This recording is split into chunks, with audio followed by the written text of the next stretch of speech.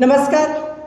महाराष्ट्राची कुलस्वामिनी आई तुळजाभवानी, रयतेचा राजा छत्रपती शिवाजी महाराज, भारतीय घटनेचे शिल्पकार परमपूज्य डॉक्टर बाबासाहेब आंबेडकर यांना अभिवादन करते आणि आजचा विषय सुरू करते. राजा, त्याच्यासाठी एक तुम्हाला मी छोटी स्टोरी सांगते. जंगलामध्ये एकदा भांडणं होते की जंगलचा राजा हा सिंहच का बरं. हत्ती म्हणतो की मी एवढा बलाढ्य आहे, एवढं मोठं शरीर आहे माझ्याकडे, तर मी का नाही सिंह म्हणजे जंगलचा राजा. जिराफ म्हणतो मी सगळ्यात उंच आहे, माझी मान उंच आहे, तर मी का नाही जंगलचा राजा. आणखी एक तितली फुलपाखरू म्हणते मी खूप फास्ट धावते किंवा पळते, मी कुणाच्या हातात लागत नाही, मी चपळ आहे, मी का नाही जंगलचा राजा. ससा म्हणतो की मी तर एकदम फास्ट आहे, मी का नाही जंगलचा राजा. अशा तऱ्हेने त्यांच्यामध्ये वाद सुरू होतात.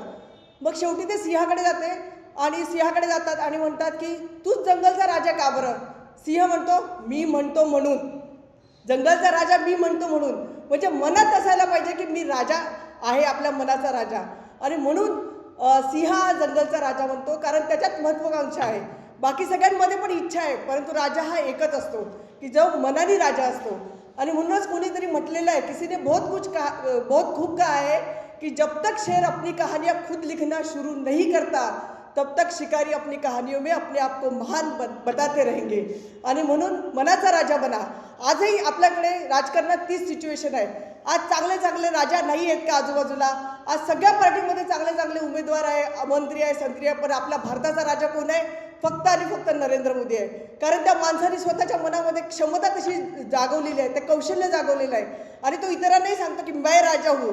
तुम्ही बघा, एखादी निवडणूक लढवली, तो ते विजयी झाले. बिहारची निवडणूक म्हणा किंवा आणखी कुठली निवडणूक म्हणा, महाराष्ट्रातली, जेव्हा दिल्लीमध्ये सत्कार होतो सगळ्यांचा, एवढा भल्ला मोठा हार आणतात, पण तो हार कोणाला घातला जातो, त्याच्यामध्ये 10 माणसं मावू शकतात त्या हारामध्ये.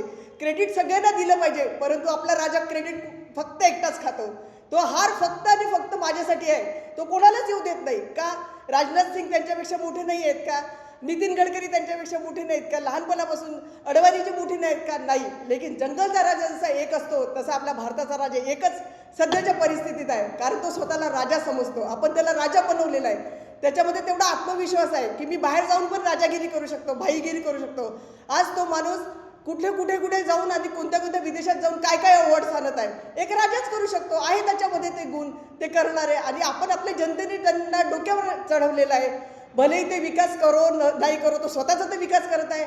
2 व्यापाऱ्यांचा विकास करत आहे, अडाणी अंबानीचा विकास करत आहे. व्यापाऱ्यांचाच इतिहास घडवणार किंवा त्यांचाच विकास करणार. त्यांना काय पडलेली आहे, शेतमालाची काय पडलेली आहे, गरीब शेतकऱ्याची काय पडली आहे, काय विद्यार्थ्यांची काय पडली आहे, देश शिकतो की नाही शिकत, साक्षरता आहे देशामध्ये की नाही आहे, बायांवर बलात्कार होतात की नाही, त्याला काही पडलेली नाही. आणि म्हणूनच राजा हा बिनधास्त नसतो, त्याला काही कोणाशी देणं घेणं नसते. मैं जंगल का राजा हूँ, मैं भारत का राजा हूँ. भक्त वाढवून ठेवलेले आहे. त्या राजाला काही म्हटलं की पहिले अंधभक्त सुरू होऊन जातात. जसं मोकाट कुत्रे कसे असतात तसे अंधभक्त. काही राजाला कोणी शिवीगाळ केली, काही चांगल्यासाठी सुद्धा शिवीगाळ केली, तरी कोणालाच ते पटत नाही. आणि त्याच्यामुळे जो राजा आहे त्या राजाने नैतिकता आणि मूल्य जपायला हवी, त्यांनी संवेदनशील असायला पाहिजे. आज देशामध्ये बलात्कार होत आहे. आज तुम्ही बघा, जागोजागी बलात्कार, म्हणजे लहान मुलीपासून तर 50-60 वर्षाच्या बाई कुणालाच कोणी सोडत नाही. म्हणून एक सांसदेने खूप म्हटलेलं आहे की जहाँ देखो वहाँ जल्लाद बैठे हैं, जहाँ देखो वहाँ जल्लाद बैठे हैं, संभल कर रखना अपने फूल जैसी बेटी को, क्योंकि सरकार चलाने वाले बेऔलाद बैठे हैं. तर राजाने भलेही आपल्या राणीला सोडला असेल, तो जंगलचा एक राजा असेल, परंतु बाकीच्याही राण्या या जगामध्ये आहे. त्या राण्यांना पण राजकुमारी आहे याची जाणीव त्या राजाला असायला पाहिजे. आज आपला राजा झोपलेला आहे. पहिलेच्या काळात कसं होत होतं, राजा सोंग घेऊन राजवाड्यात फिरत होता की कुठे काही प्रॉब्लेम आहे का प्रजेला.